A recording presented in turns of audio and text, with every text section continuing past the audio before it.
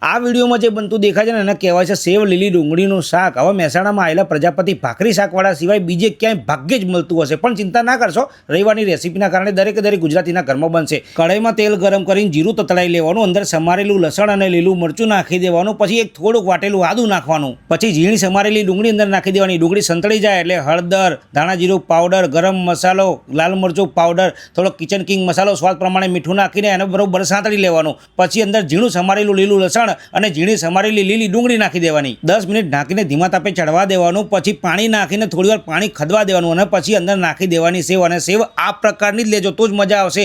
અને સેવ નાખ્યા પછી સેવની અંદર પાણી ચૂસાઈ જાય એટલે આપણું શાક તૈયાર. લીલા ધાણાથી શણગાર કરી દેવાનો અને પછી શાકને એક પ્લેટની અંદર કાઢીને ગરમા ગરમ ફુલકા રોટલી જોડે ખાવાની જે મજા આવે બાકી આહા. હું અને મારી બેબીએ તો ભાઈ આ સેવ લીલી ડુંગળીનું શાક ખાધું તું, મજાક કરી હતી. તમે તે જાતે બનાવીને મજાક કરજો હા.